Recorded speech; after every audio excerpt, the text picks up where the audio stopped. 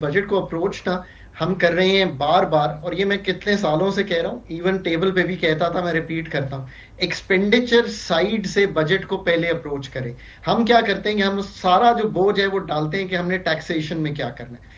Expenditure reform کو کر نہیں پا رہا پاکستان، اس کا کیا مطلب ہے؟ بہت آسان لفظوں میں مطلب، ہم جو سبسڈیز ہیں وہ خاور صاحب اگر 200 یونٹ استعمال کرتے ہیں، ہم کہتے ہیں ہم آپ کو سبسڈی دیں گے، اس چکر سے نکل جائیں۔ یہ میں نے کئی دفعہ کرنے کی کوشش کی ٹیبل پر بیٹھ کے بھی، پر ہم کر نہیں پا رہے بیکاز یہ تحقیق مانگتا ہے۔ ہم آج بھی 1300 میرا خیال ہے 72 ارب کی سبسڈی لے کر جا رہے ہیں اس بجٹ میں، جو اگین نان ٹارگیٹڈ سبسڈی جسے میں کہتا ہوں جنرل سبسڈی ہے۔ دوسری بات، جو پروونسز کے سبجیکٹس ہیں نا وہ 17 ہیں جن کا ہم خرچہ نیچے دے چکے ہیں، پر food, agriculture, poverty, climate, education, health, زکوٰۃ، عشر، یہ سب چلا رہے ہیں۔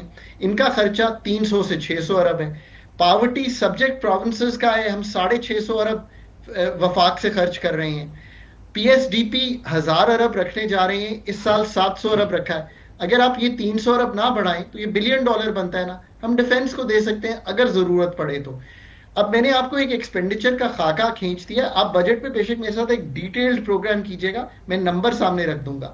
2152 بلین یعنی کہ 2152 ارب ہم اس سال ڈیفنس پہ خرچ کرنے جا رہے ہیں، جو آلریڈی نمبر سامنے آ گیا نا، یہ بھی نمبر نوٹ کر لیں بے شک، 2414 ارب ہے جو آئی ایم ایف کے ڈاکیومنٹس میں لکھا ہوا ہے، یہ 12% زیادہ ہے پچھلے سال سے۔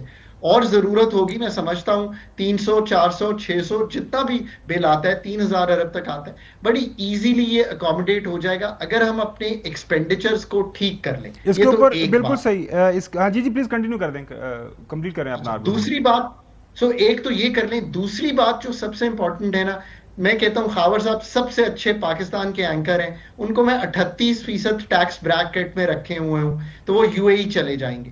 ایک تو یہ سمجھ لیں کہ پاکستان کا ایگزڈس جو ہوا ہے وہ صرف اس لیے نہیں ہوا کہ یہاں جابز نہیں ہیں، ہم نے بہت ٹیکس ریٹ بڑھائے ہوئے ہیں انکم پہ، نان سیلریڈ پہ اور مینوفیکچرنگ پہ۔ مینوفیکچرنگ 45% پہ۔ یار آئی ایم ایف والے ہماری اور آپ کی طرح کی یونیورسٹی سے پڑھے ہوئے نا، پی ایچ ڈی انہوں نے بھی امریکہ سے وہیں سے کیا ہے جہاں سے ہم نے کی ہے۔ وہ یہ سمجھتے ہیں نا کہ اگر مینوفیکچرنگ ڈکلائننگ ہے، لارج سکیل مینوفیکچرنگ پچھلے 6-8 مہینے میں نیگیٹو ہے، تو مجھے مینوفیکچرنگ پہ جو ٹیکس ہے اس کو گھٹانا ہے، real estate, retail, wholesale, agriculture income tax. Khawar بھائی ہم آئی ایم ایف کو بہت برا کہتے ہیں، بڑی کنڈیشنالٹیز رکھتا ہے۔ میں ایک کنڈیشنالٹی آپ تینوں کے سامنے چھوڑ کے جاتا ہوں، آپ مجھے بتائیں ٹھیک ہے کہ نہیں۔ 78 ایئرز آف آر ایگزسٹنس ہم ایگریکلچر انکم کو یہ کہتے تھے کہ یہ پروونشل سبجیکٹ ہے، ہم نے نہیں لگانی۔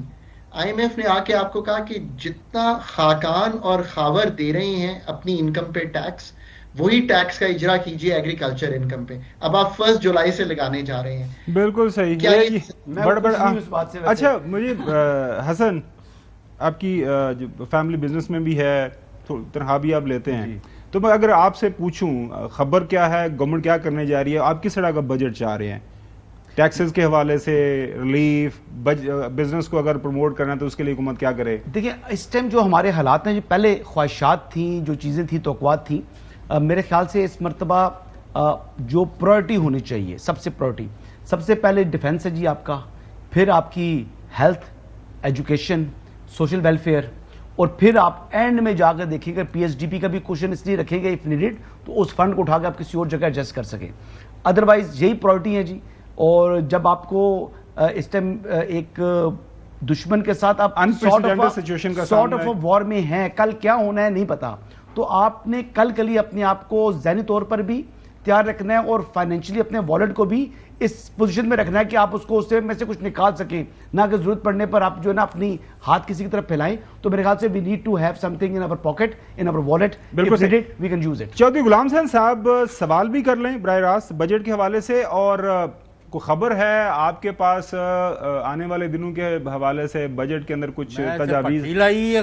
کوئی صاحب سب تو پرانے تو صحافی ہو، تواڈے کول نہیں خبر ہونی تو اور ظاہر ہے کہ میرے کول تو حسن کول آنی ہے، تواڈے کو خبر تے ہے کوئی نہیں تسی اوتھے بیٹھے کوئی ٹیکس ریلیف مجھے تو جی I like to ask questions to your نجی بھائی بالکل جی پلیز، کو پتہ ہے اپنے سبجیکٹ کا، ہم نے تو لے مین والی بات بالکل صحیح ہے، سوال کر پہلی بات تو میں پازیٹیو سوال کرنا چاہتا ہوں کہ یہ جو آپ لوگوں کو دورے پڑ رہے ہیں کہ اکانومی بہت گرو کر گئی ہے اور بہت بڑی بڑی اچیومنٹس ہو گئی ہیں اور بڑے بڑے آدھے آدھے صفحے کے اشتہار چل رہے ہوتے ہیں اور چینلوں پر آ رہے ہوتے ہیں، مجھے 1 2 3 کر کے یہ بتا دیں خاقان نجیب صاحب بھی اور شعیب صاحب اگر ہیں ساتھ، کہ کون کون سے شعبوں میں گڈز اور سروسز جو ہیں ان میں پچھلے سالوں سے زیادہ ترقی ہوئی ہے، اور زراعت کا جو بیڑا غرق کیا ہے اس کا کون ذمہ دار ہے،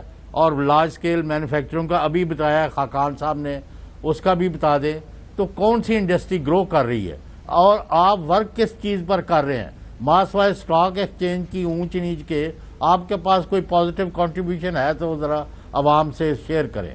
نجیب صاحب بڑا لوڈڈ سوال ہے فورن فار یو۔